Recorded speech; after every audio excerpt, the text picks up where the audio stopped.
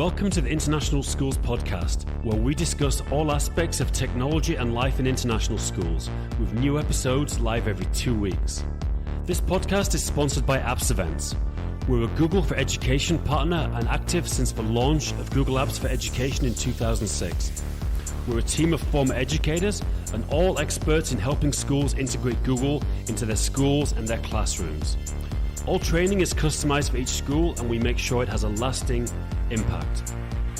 Literally thousands of educators worldwide have earned their Google Educator Certification with us with our certification boot camps, and these take place every month and get your staff certified quickly.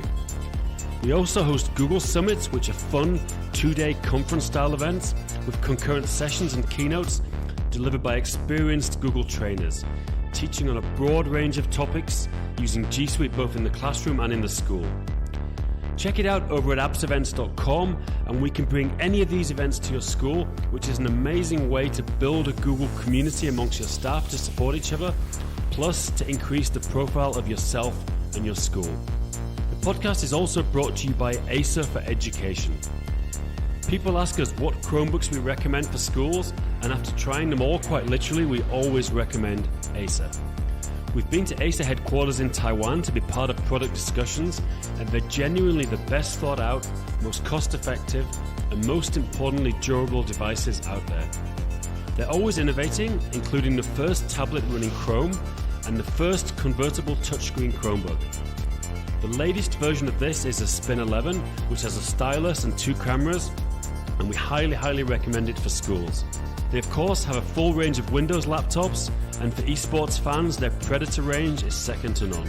If you'd like more information, please just leave your email over at gg.gg/Acer Education. That's gg.gg/Acer Education, and we'll get right back to you. And now, on to the interview. And we're live. Hi, welcome everybody watching. I want to introduce you to Dan Taylor from Apps Events. Hi, everyone. It's great to be here. We've got a live episode of the International Schools Podcast, which we're doing using YouTube Live. It's a great tool, by the way, and we're using, just a bit of behind the scenes, we're using a tool called StreamYard to stream the event. Take off my screen. So we've got some returning guests. This is our third episode we've recorded about international school closures and focusing on Asia and the Middle East. And we've got Jason Regin, who's from South Korea. We've got Tim Evans from Hong Kong. We've got James Sayer, who's a teacher and also runs Apps Events in Asia. So he's based in Bangkok. And we've got Nicole Neutzling, who's based in Bahrain in the Middle East. So all these guys work for international schools and have had different experiences in the closures and everything. So great to have you back, guys, and good to be on a live episode. Hopefully we'll get a few live questions. I want to just talk about the just a bit of a recap first in terms of what you guys' experience was about the closure and how you handled it. I don't know if you want to start off, James, talk a bit about in Thailand. Like how did it go with you with the close and yeah, it's funny you should ask that, because we're very lucky in the school system I work in. We were actually just approaching our summer holidays when schools started closing down. So we reached the end of our year, and then the schools closed within the school system I'm at. Yeah. The international schools in Bangkok closed probably 2 to 3 weeks just after schools in Hong Kong. So we're fairly quick on the cycle there. I think closely following Hong Kong and Korea. I don't know if people know, Thailand is a top tourist destination for Chinese tourists. So we had a huge number of cases right initially, very, very soon after Hong Kong. And so the international schools were closing down very quickly. Luckily for Thailand, the Thai schools are all closed right now for the summer, and they're due to open back up in June or July. So 90% of schools won't be opening up until then. So they have it pretty easy. Now, with Thai schools, actually, because James, you went on a previous podcast. Thailand's had a history of school closures for, flooding, civil unrest, different things happening. Does that mean are schools better prepared? Do they have more of a plan in terms of closing so they can close quickly and do things online? Yeah, Tim and I were talking about this before as well. Thailand, Philippines, a lot of countries in Asia are used, unfortunately, to natural disaster, and they've been closing for flooding in Thailand, volcanoes in Philippines, typhoons, so on and so on. They're quite used to these closures and extended closures. So when I hit Thailand, it was very much a case of, we've been here before. We're going to just deal with this the same way we've dealt with all of the others. We'll close down and we'll gradually figure out how we can get the learning out to the students. Don't know if people remember, I think it was 2011, 2012. We were closed for 2 months for flooding, massive floods, all came through Bangkok, which closed everything down. And schools dealt with it as they do across most of Asia. So there's not a... I was just going to say, it's not a dissimilar situation to what we faced before. But I think the thing is now, though, James, like the kind of recent, the things like Google Meet and Zoom and a lot of these tools have only really sort of got really, I'd say at a very useful level in probably in the last couple of years. So did schools during these closures have any kind of online teaching strategy, or was it just a case of closing and delivering work in a kind of more traditional way? Yeah, that is a big difference. When they closed before, maybe 8-9 years ago, they would look to deliver learning in some way, some kind of asynchronous task. Obviously with Google Meet, Zoom, Skype, now classes can be delivered fully online. And actually unique to Thailand, I suspect other countries have it as well. They actually have a number of digital TV channels set aside for learning. Yeah. So these are channels which are already running live constantly with digital learning. Because you got to remember, outside of Bangkok and Phuket and Chiang Mai, the schools do, students don't have access to devices or internet in the same way that schools in Bangkok do. And so they have these digital TV channels to deliver that learning in a slightly different way. Great. Interesting. So I don't know, should we go for Tim, Jason, and then Nicole? I mean, do you want to just give a quick recap of what happened with you in the closing and kind of at a high level, how you dealt with it? Yeah, sure. Thanks, Dan. So here in Hong Kong, it was the end of January when there was always people starting to talk this could potentially be school closures because what had happened over the border. And then it was actually the very first week of February, the government closed the schools down. As a school then, we actually had some experience back in November because there had been some protests which forced schools to close. So that was almost a blessing in disguise looking back that we had 2 or 3 days there of online learning and we did have some challenges, but then we could address them in the meantime. And then when we started in February, then we could look at practice from before Christmas and then actually integrate that then, and we've been closed ever since. Potentially we're going to open in the next 3-4 weeks maybe. We had no cases yesterday, we've had a few days like that now in the last week, so I think the government as we speak probably are meeting to discuss next steps then. And you were using Google tools pretty extensively beforehand, so you were saying your theory was the best disaster strategies to use the systems you're already using, and you were using Google Classroom and we're using Meet already, or just Classroom? Yeah, it was. We've always been using the Google tools where possible. Anybody who I've spoken to, I've always said, look at the tools that you're currently using and try and use them to the best of their ability. It's a challenge integrating new tools in school on campus, and as it is, then to have to manage that remotely with usernames, passwords, troubleshoot things then remotely is a massive, massive challenge. And where possible, we try to avoid it. And we just stuck then Google Classroom. Everything's integrated. It's the one username, it's the one password for students and also parents. Something at the very beginning I didn't think of is actually that the parents are having to support this, especially the younger students, so much. So we've offered sessions to help them and videos and how-to guides as well. But we've kept everything where possible going through Google Classroom. But then a few tools then that integrate in the back end, like Edpuzzle, Screencastify, things like that. Then. Yeah, and you were using what were you using for your younger grades? So the younger grades we've always been using Seesaw. Seesaw, yeah. So again, this is because of the protests. We decided to bring Google Classroom down to grade 2, where we were only really looking at grade 5.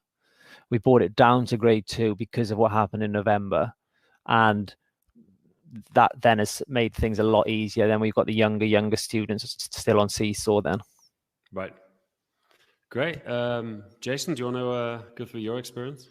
Yeah, sure. Thanks, Dan, for having me back again. It's great to see you guys again. And actually, we sort of mirrored or followed a lot like what Tim has discussed in Hong Kong, but was in a much more compressed timeline. So where my school's located is kind of away from Seoul, and we had one case back in February, and so they shut down all the schools for 1 week just to make sure everything was, calm and cool. And then they opened back up for 1 week, and then we shut down, and we've been shut down ever since. And so we actually had a 1 week period where we were back at school. And so we were actually able to kind of debrief and decompress and talk about these things. And it was fresh in everyone's mind. And so then we all knew there was a possibility of going back to being closed. And so once we did go back, everybody was much more comfortable. So having that 1 week back on campus was fantastic, because it did give us that time to review and to think about what we should do. But I'll echo what you guys were all saying, is that we stuck with what we knew. We stuck with the tools that we've been using. We have Seesaw on the lower school, and then from 6th grade up, it's all Google Classroom. And we've actually been using more Zoom, but more and more people are using more Meet, Google Meet, because of a couple of things there, Jason. Like, first of all, Zoom. Like, why did you choose Zoom, or whoever chose it? Like, what was the reason to choose Zoom over Meet? I'm curious. Well, we closed so early compared to a lot of the other parts of the world that a lot of the Meet features hadn't been rolled out yet. Yeah, it wasn't as secure, I think, was the main thing. I think they like the waiting room. That was one thing, the password, and then the breakout rooms. The breakout rooms are probably the thing that has saved us from just saying, oh, no, we're going to go back over here, is having that ability to pop in and out of small groups. Simulates a classroom environment, right? So you can assign them, or you can have them manually, automatically mixed. So those have been sort of the things that we've enjoyed. And also just things like the gallery view, being able to see everybody at one time, which now is available in Meet, but it wasn't a few weeks ago even, So I think that was probably it, was we were in a hurry and a lot of our parents are in the business world, and they're used to using Meet. And so I think for them, it was an easier ecosystem at home to run that through. But we've had to put some major security things in place because of, people showing up that aren't supposed to be there and things like that. I'm curious. Like, that's something people talk about, Zoom bombing, people turning Zoom bombing. Has that happened to all of you guys? And what kind of experience have you had with that? Yeah, well, it hadn't happened to me, but a lot about security flaws in Zoom the last week. Yeah, it didn't happen to me, but it happened to a few people in our school. But part of that was that they weren't informed of all the security features they should use and the protocols. And so for them, it was the unfamiliarity of doing it. So can you explain what happens with Zoom bombing and how do you avoid it? So, yep. So basically they're called Zoom bombs, and it's like photobomb. People show up when they're not supposed to. And so what happens is in our lower school, we've been using Zoom the whole time, and we've used one password. So that way all the kids could remember it. It was really easy. Well, somewhere along the way, that same workflow was shared with the older teachers, teachers of the older kids. And so they tried to think, oh, I'll just give them a simple password. And then they weren't reading the names of the people. The kids were allowed to change their name. So, as long as those certain features are ticked or unticked, you're able to have a lot more control. But that was a trial by fire type situation. And so we basically just had to move to if your video's not on and your real name is not there, you're going to have to be excused from the class kind of thing, and an email sent home.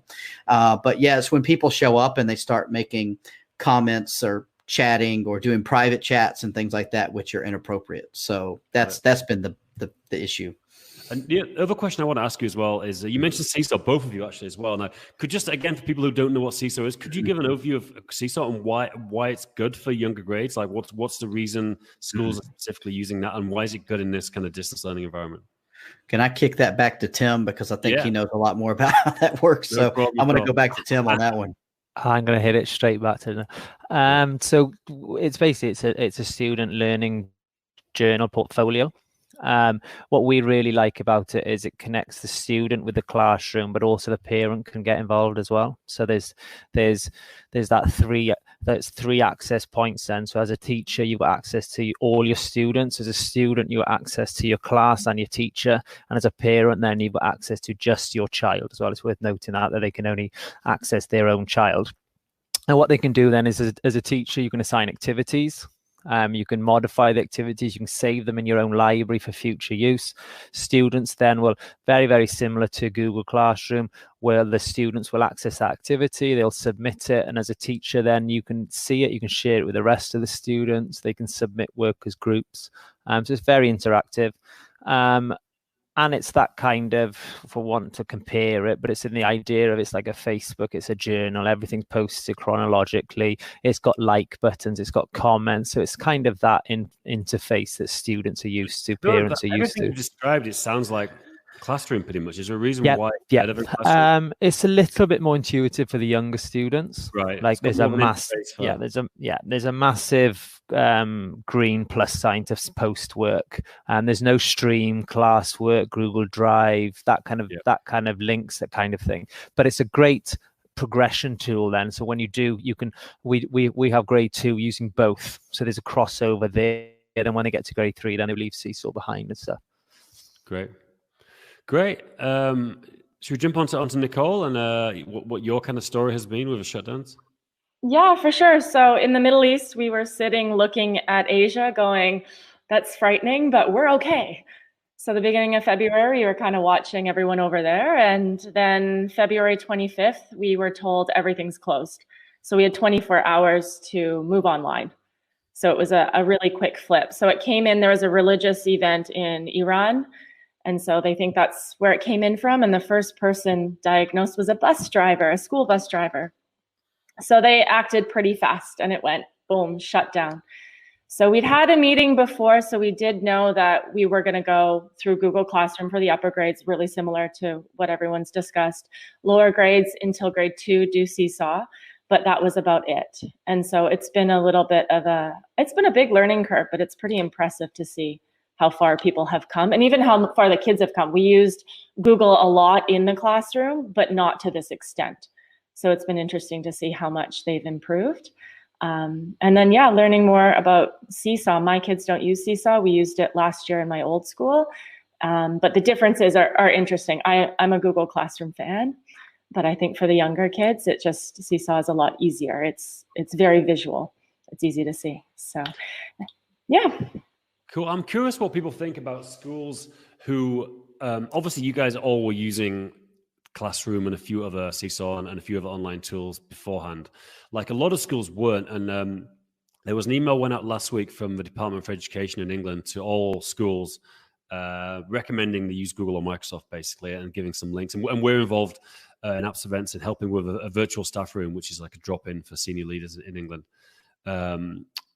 Who can ask any questions. But how do you think schools like who weren't ready, do you think could you get Classroom up and running when schools close? Like, so you're starting from a completely online environment. Like, obviously schools can do it, but what do you think of the challenges? Like, how do you think, schools would go about that when, you're bringing this in and the school is already closed?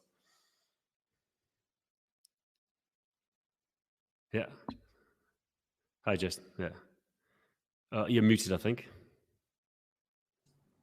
Yep. Sorry about that. Dan, that's a really great question because I think a lot of schools in North America that happened to. I think a lot of them thought, "Oh, this is never going to affect us" or whatever. So, if they were already using Google tools, I would think that shifting over and having the single sign-in and kind of giving a quick overview probably wouldn't be too bad with older students. But then it comes back to those who what kids have access to at home, and do they have reliable internet? Do they have, a device that they can even access? And so I think, I think it probably wouldn't be too bad if you're already using in a Google ecosystem, already using, email and the different docs. I think it probably would be okay. But I think adopting that and you haven't been using it very, any of the other Google Suite stuff would be really, really challenging. I don't know what everyone else thinks, but what would you say, guys? Yeah, I mean, my opinion is, I'm curious, the rest of you, my opinion is it's challenging from a training point of view if you don't have someone on your staff like who can really train, get people up to speed. Because I think most of the stuff is quite easy for the students. Most students have a personal Gmail account. They can figure out Classroom. I think it's the challenge is like you've got to do something like this. You've got to train your teachers on a Google Meet, and you've got to have someone on staff or someone external who can come in and really get everyone up to speed. And I think that is kind of probably the challenge of doing this. If I can add to that as well, I think that the challenge is we're talking about rolling out to students, is also rolling out to staff as well. So, I mean, yes, we need to get Google Classroom up and running with students, but first of all, I suppose you've got to train your staff. I know a few schools actually in Europe who've had to roll out Google whole G Suite Enterprise, G Suite Education then remotely. So they've had to get that all set up. They've had to train someone as an administrator to set that up. Then they've had to go down the levels, and then they have to get the staff up and running, and then roll it out to students, sharing usernames and passwords. What email address do they send stuff to? Are they sending it to the parents? Do they send it to a student as a student? And that gets even more difficult then when you go down into a primary, elementary school where there is more support needed. But it's an eye opener as well, isn't it? That I think schools will definitely be better prepared after all of this. Yeah, well, we talked about that on the previous podcast. That is a silver lining, is that schools have realized that it's they need to have some sort of online web-based strategies. I mean, it's kind of obvious to us, I guess, because we live in this world, but it is useful. And of course, everyone's saying now, well, look, online is no substitute for in person, which is of course true. But a lot of these tools which people are using in lockdown are perfectly good tools to use in a regular school environment to enhance teaching and learning as well. So Nicole, I think you had something to say as well. Yeah, I was just going to say in primary school, where there's been the biggest learning gaps are things the kids that they don't know how to submit an assignment. And you think, oh, you can kind of build, say, a Screencastify video to show them how to do that. But they're also like in this anxiety bubble right now where simple things are really hard. So then it's trying to not only like, oh, how do I teach, say, an adult how to do that or a kid, but now online and simplify it even further.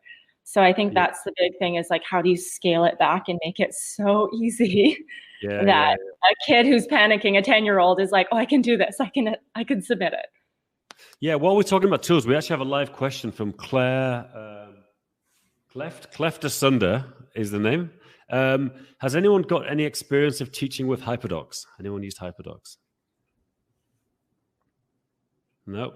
HyperDoc being a very long document with links to subsections and so on. Yep. Yeah. Any experience? Anything to comment? Yeah. Nicole? Yeah. So I do a newsletter at the beginning of the week that goes to parents and kids. And so all of their tasks or assignments are hyperlinked into that. And so I found that's a good, like having a one-stop shop for it, because on Classroom, it gets streamed, like it just keeps going.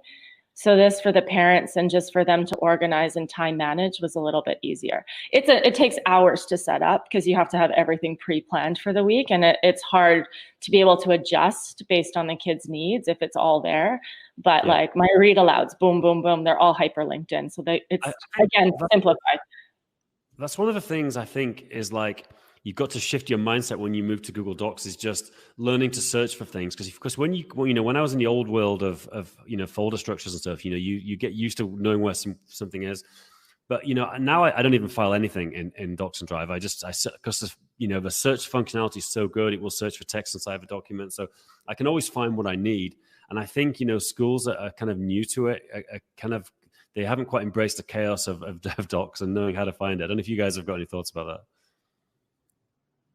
With the HyperDocs, I mean, only the other week when you had that online summit, the Apps Events Summit, I did a session about the a HyperDoc basically that you can export as a PDF or publish it as a website, and publish it to site, and then you can then integrate that into CSA or Google Classroom. So we've been using them, and you can put links to the Google Meet session at 10 a.m. This is the video I want you to watch. This is the activity I want you to do, and here's a slide deck that I want you to edit, and the slide deck is made to copy, so it's in each individual student. So that's something we've actually in about last month. So only recently we've started to look at using them because it's making it easier for students and parents. It's just this one PDF or this one link that they go to, and that has their schedule then. So it took, like Nicole said, it takes some time to set it up, but that first one, second one's easier, third one, because you can just start using the templates.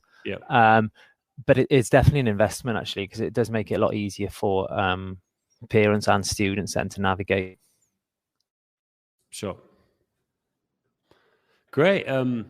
Cool. Yeah, before we get on to reopening, plans for reopening and thinking about that, I wanted just to mention that IB pretty quickly. I know because we've got Jason on, who's I've discovered is a assessor or examiner. What's your role in there? I have several roles, but basically I'm part of what's called the IBIN network, which is the IB Educator Network. And so I do workshops and things like that, and visits and consult for schools and things like that. Yeah. Yeah, and so what's like a quick summary of how schools are handling the from an IB point of view now? We talked about predictive grades. Is there anything schools are needing to do now? And do you think there's any plans they're going to have to make for the future to deal with this in case it happens again? Yeah, I think that because the predicted grades are going to have a lot more prominence in what ends up being the grade that the IB recognizes for our DP students. Additionally, the internal assessments, which are usually factored into their grade, is also taking a lot larger prominence in what's happening. So I think it will kind of reshift people's focus on just teaching to give information and to do the exam, versus much more about, let's look at the holistic experience the student has in the class, and let's truly prepare them to know to really understand the knowledge, versus just preparing them for paper 1, paper 2, paper 3 kind of thing. And so I do think that's already been the discussion, at least at my own school, is, oh, wow, I didn't realize the IA was going to be so important. I didn't realize this or that, which has always been important. But I think because the exams have always had the lion's share of, where the grades come from or the marks come from, that's where people focus. You just play the odds, right? And so, but yeah, that's what schools are doing as far as the DP goes. There's some other provisions they're making in like the MYP and things like that, but the high stakes would be in those DP courses, and how schools are preparing for that. But the IB's done a lot of work.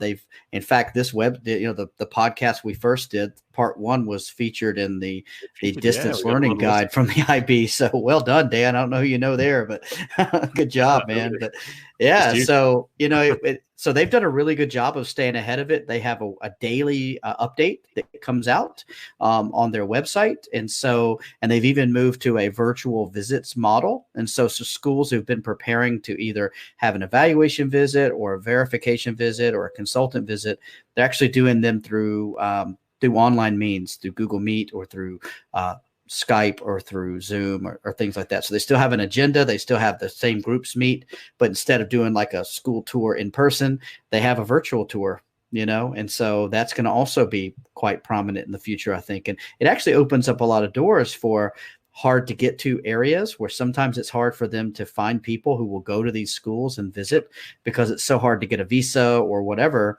I can see them starting to have like hybrid setups for these schools. Great. And what about anyone had any experience of any of the other examination systems, IGCSEs or anything, and how that's been dealt with? No. What do you, James, in Thailand? What you're doing the Thai? I guess you're doing the Thai system in your school, aren't you? Yeah, so we're kind of on a blended model. A lot of our students go on to take the AP exams, register for AP, or they register for A levels as well. Depends on where they want to go to college. So they have very much open to them what they want to do at the end. We study a core curriculum, and then we'll prepare them for each of those strands. Right now, I think they are postponing the examinations, but nothing's finalized. Yeah. Sorry, James. I read somewhere that the AP were going to, especially in our time zone here, they were still running the exams at like 2 a.m. Yeah, I read time. that. Did you hear that? Yeah. I mean, we don't do it, so I just wondered. Could well be that they're scheduled to take the exams at 2 o'clock in the morning online. Yeah, I don't know. Yeah, I read somewhere that was the plan. Yeah. Interesting. But given that things are changing so rapidly, that may revert back to live exams. Yeah. We'll see. I mean, just in the last few weeks, everything is like, we wake up Monday morning, we talk about Google Meet, was done all these updates. Jason mentioned it.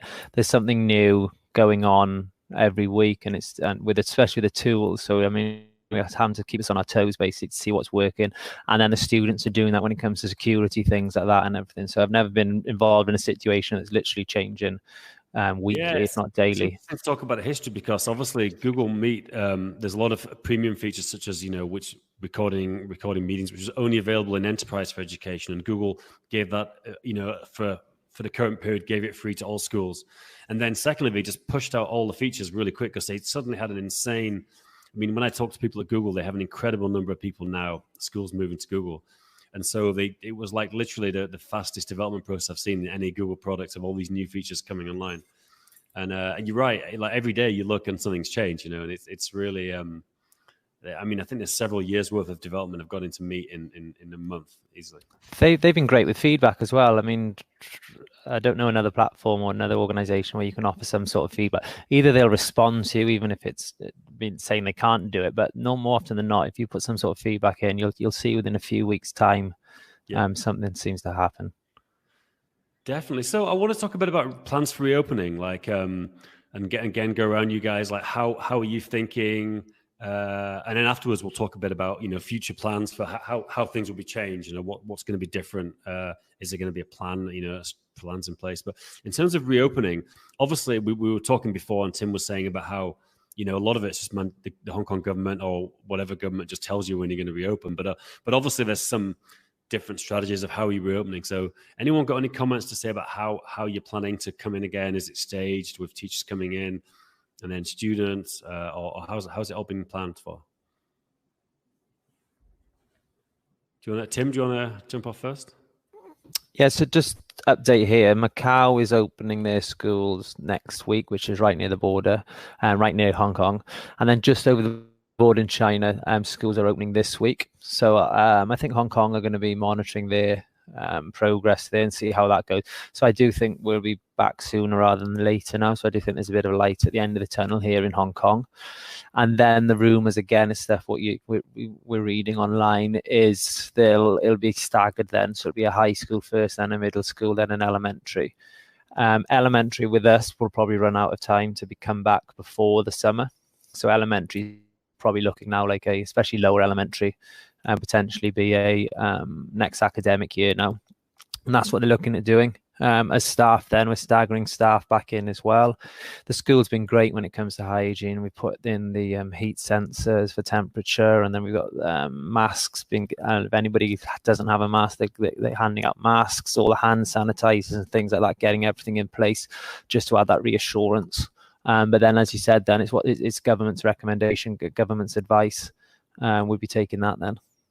And are you planning, is there going to be any more spacing of students and things, or is it going to be the normal classroom? It will go down to, again, government's advice at the moment.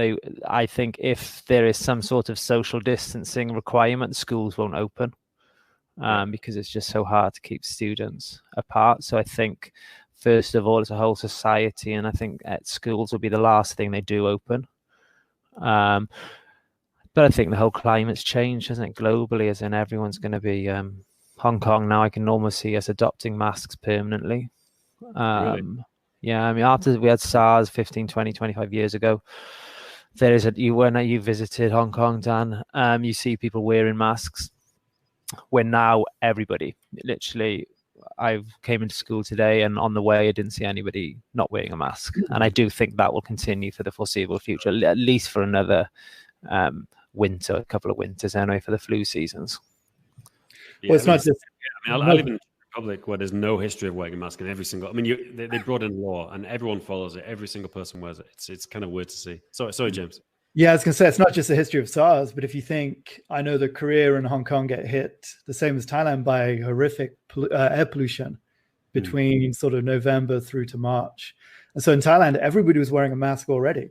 So when the coronavirus hit, people already had masks in stock. And then the same with Hong Kong and Korea, right? Jason, James, pretty bad pollution. James, you had some school closures, didn't you, in Thailand as well, because of pollution beginning of this year, was it?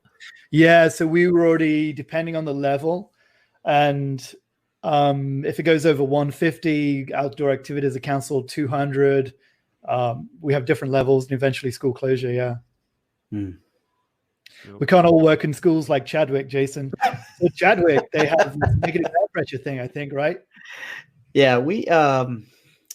Chadwick has got a lot of things going for it. We have a really, really strict air quality index thing that we follow. So 4 or 5 times a day, they check it with their own hand sensors, plus these stations around the school. And if they hit a certain point, they start limiting outdoor play and things like that. And it's quite low. The threshold's quite low. And the lower school teachers complain a little bit because it's like these kids need to get, which, you're weighing the health benefit of keeping kids inside and not playing versus breathing in this whatever. But, we have the extra thing here in South Korea of our neighbors to the north. And so there's other procedures in place for if something were to happen.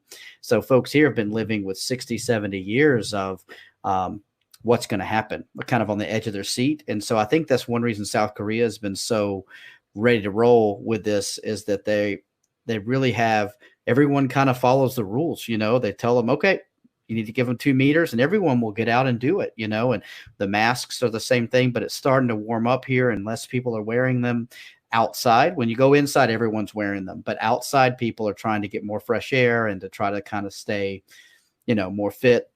And so, but for us, the Ministry of Education is really driving this whole thing. And so they have a couple of markers that they're looking at. One is that there's a certain number of cases for a consistent number of days, like it has to be below a certain number.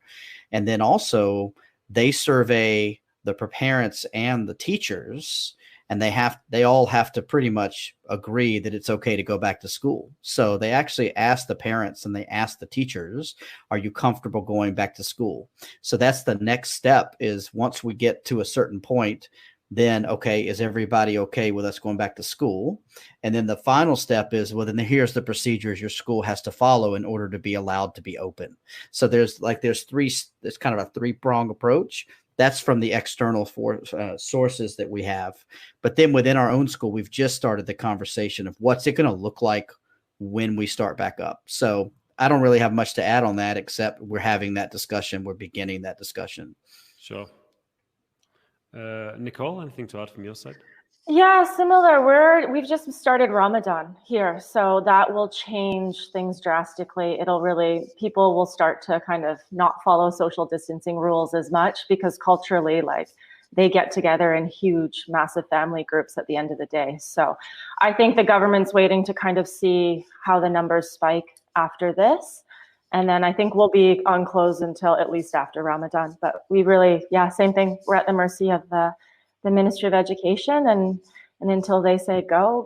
I think our schools made a couple plans depending on what could happen, but we really have no idea. And I don't know that we'll be open this year, but we'll see. Now, talking about the future, because obviously, it's if something bad happens in life, it's always good to have a plan to deal with it a second time so you can do better. So I want to talk a bit about what you guys are thinking of for your schools, and also what you suggest to other schools in terms of having a strategy. Now we know that, this could happen again, coronavirus could happen again. And if not, I think every school should have a strategy for dealing with closures, because something else could happen. And now it's happened. People are aware of it. I actually had a question from Jane, who we work with. When your schools reopen, do you plan to hold regular classes or modify them in any way? So that's a good question. Do you think Tim mentioned, possibly social distancing laws and stuff, but do you think there's anything that's come from this online world that's going to lead schools to modify the way classes are taught? No, I guess I'll kick off. I think one thing is, Classroom. A lot of schools are using Google Classroom, and they're probably going to take that into their when they reopen. I don't know if anyone's got any more thoughts about that. You just jump in there. I've seen a couple of images of schools preparing their facilities for a return to school. Have you seen, actually out of Korea, from Rob School, who we all know, they have these perspex cubicles around the eating areas of public spaces. I don't know where the image came from, but maybe you saw it on social media, all of the students in the face masks and the visor as well, in addition to social distancing. So I think there's a few ideas floating around there about modifying the physical space.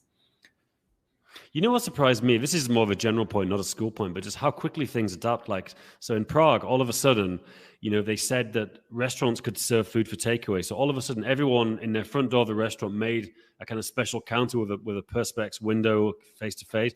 Every newsagent, every small shop had a special custom perspex thing. And this happened in like almost overnight, 2 or 3 days. Everyone had these things built, and the whole kind of retail experience had changed in the country, and it just amazed me how quickly people adapt, to these things. It was kind of a weird observation.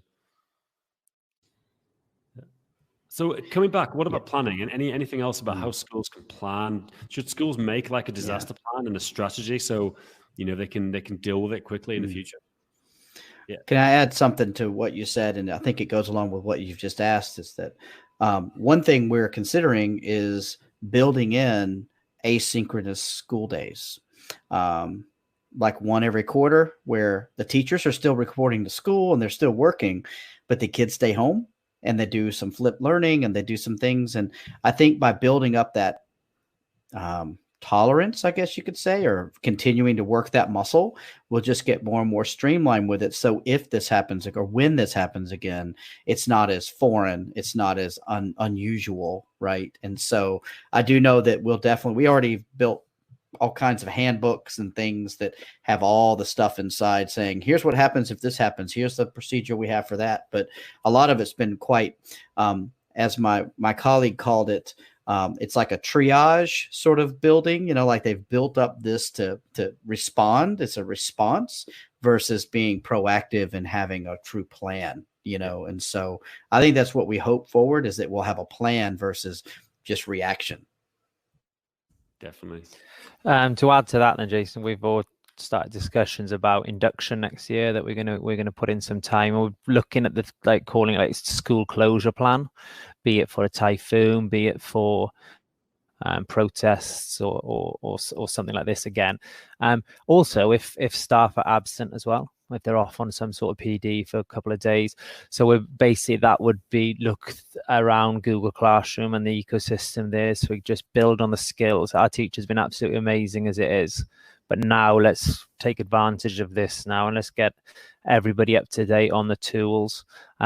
We were only talking this morning as well, updating devices, ensuring all devices are up to date, because you'd be surprised, just a handful go through that they haven't been updated, the apps are up to date and all that kind of thing. So just ensuring that infrastructure, and that's not just tool resources, human resource and everything, everybody's actually prepared then.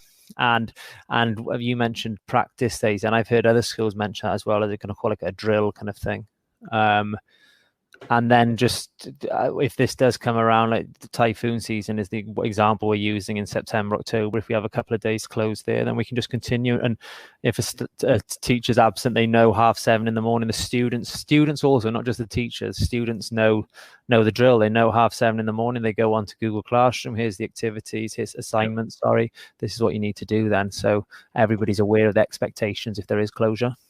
And what you mentioned devices, Tim. I think this whole closure thing is a huge reason to use Chromebooks, to be honest. If you think of like how easy it is to manage them remotely for the tech director of a school to manage to remotely troubleshoot and fix Chromebooks, and how simple it is, I think a lot of schools have said this has just been a great use case of the simplicity of Chromebooks. I mean, it has highlighted not mistakes, but it has highlighted some weak points that we may have in schools and everything, and where we need to maybe improve on. But the challenge then as well is, as James mentioned earlier, about internet access for students. And they say even governments now need to like 100 years ago, they wanted everybody to get electric. Well, now they want everybody to get internet access and decent internet access. So we are better prepared if something like this does happen. Yeah, definitely. And obviously, we are talking about international schools here, and we're all aware that a lot of schools, are a much less privileged situation and don't have the kind of access that students in your schools do. Got anything else, James? Yeah, just jump in there. Interestingly, the Thai government arranged for 10 gigabytes of mobile data to be issued to everybody across Thailand. So obviously for those families without broadband access, they've all, most families do have a smartphone in the family. So at least they had some internet access. 10 gigabytes will go a long way to provide learning through that. So it's a pretty proactive thing to do, especially in a country like Thailand, where there is massive inequity in access. Yeah. And actually, just a secondary question to something Jason was mentioning earlier, because I know that Chadwick does a lot of parental outreach. So I wonder how parent conferences, parent trainings, parent meetings, and so on, how they supported in your transition to online learning. For Jason first, and anybody else. Coming. Sorry. Go ahead, Nicole. Go ahead. Yeah. We just finished up parent conferences and did them all online, and progress reports all online. Tim helped me immensely with being able to book them and do that all privately. Thank you, Tim. Saved my butt. But it was a totally different experience than having them in the classroom. And a lot of ours are student-led. And so for me as a teacher, trying to get that out of my student through a webcam was incredibly difficult. But parents that in the Middle East, I don't know if it's just here, but like typically I won't meet fathers, but more of the family got involved because it was at home. So it was really cool to be able to see the parents, everybody, even the little kids and the cat and the dogs. You got to kind of connect with your kids and their entire family a lot better. And there was something really nice about it. But yeah, we did them all completely online, which was hard to set up, but we did it. Yeah, we've actually used StreamYard. So after doing a few of those live streams with Thirsty PD and those guys, we use StreamYard, and then that allows parents to write questions, and then you can pop them up on the screen, and then everyone sees them and that kind of thing. So we've been using the recording studios for that, James, so that way they have a nice quiet space to work. And so we've done that, but we also just this last week hosted our PYP exhibition, and we did it through Zoom. And so there was a StreamYard live session where everybody was told what to do, and then there was a PDF sent out with all the codes and the passwords for each of the rooms, and then you went in and you could. And they had these like rotations, so each group did it twice, and so people were able, and they recorded them, so that way you could still see them. And there was a lot of electricity. The kids were really excited. It was a really good event, and so I think that I do think it will open up people's horizons when it comes to what options there are out there for when, like you said, Tim, when there's PD going on or when there's this or that going on. There are all kinds of chances for, folks to use these sort of tools that they probably dabbled with before that have now become indispensable, in their daily life. And so, but yeah, we use StreamYard, and we've been really happy with that actually in that setup. Just Daniel asked a really good question, which relates exactly what Jason just mentioned. What skills and dispositions are your teachers and students learning and developing that you want to sustain and build when school on campus resumes? Do you want to add anything to your, because I think you kind of answered that, Jason. Yeah, thank you. Even listening, my son's in grade 5, so he was doing the PYP exhibition, and to hear his reflection, he just kept talking about having to use time management skills and all that, which are things we want to hear them say anyway. But the collaboration skills, they met every single day for an hour on Zoom. So they figured out how to use it. They were telling me things to do. So I think they're a lot less camera shy than maybe they were prior to this. So even something like Flipgrid was sometimes a challenge for my students, where now just being on camera and things like that, they're much more comfortable doing that. So I think working in a remote environment is something they're a lot more comfortable with. And that's a good skill, because that's a skill that they're going to have into adulthood, because the world's getting smaller and smaller. And this is how we're starting to communicate. Yep, definitely.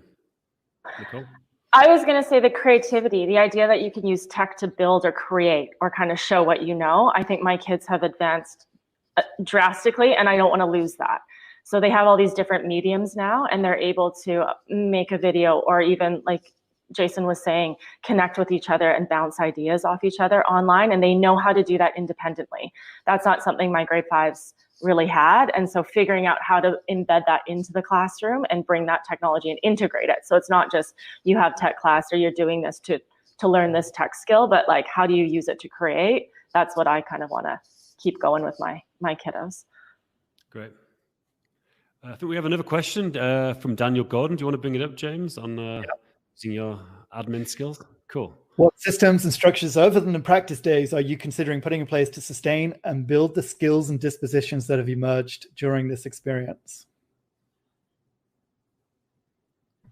I'll be happy to start. I know that one thing we've discussed is having a much more formal process of flipping the classroom, having it be part of what we're doing, because there were teachers who were already flipping the classroom due to whatever reasons, whether it was time constraints or just whatever. But I think it will become part of the whole experience that the students have from pre-K to 12 now, is that it'll become part of what they do on a regular basis, and not call it homework, but call it pre-work or something like that. Like this idea that they can watch something the day before and then come into class ready to talk about it versus the traditional sitting and listening type situation. But I know that the flipped classroom, as far as the teachers go, those are the kind of structures that they're asking for.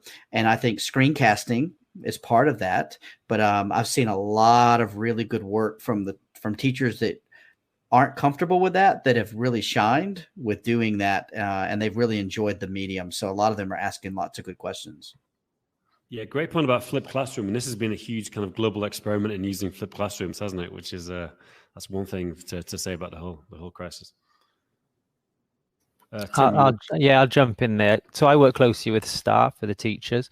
So I answer it more from that angle, where there's been so much collaboration and communication between teachers, be it within our school, but also globally. Basically, everybody's really stepped up the plate to share things, to help things, support each other. So we'd look to continue that, basically. We make more scheduled time to meet with teachers to discuss technology use, more opportunity to share practices, your demo slams and things that you do at apps events. We'll have them now internally, like once a month. I'm doing this. So again, just it does seem to be a lot of enthusiasm from teachers about using technology and using it meaningfully. So be able to channel that now and continue that even when we come back into a classroom environment. Then definitely. Well, I think that's a great place to finish, actually, on a high note. And so I want to thank you guys for coming from all across Asia and the Middle East. It's been a good chat. Anyone who watches this afterwards, please, there's a chat. You can put your questions in there. We'll jump in and ask them. Thanks very much to Daniel and Cleft and someone called Too Confused to Put a Name, who commented on Jason's beard. Being very nice. Thank you. Great. So thanks very much, guys, and look forward to the next show. Thanks, Dan. Cheers, Dan. All the best, everyone.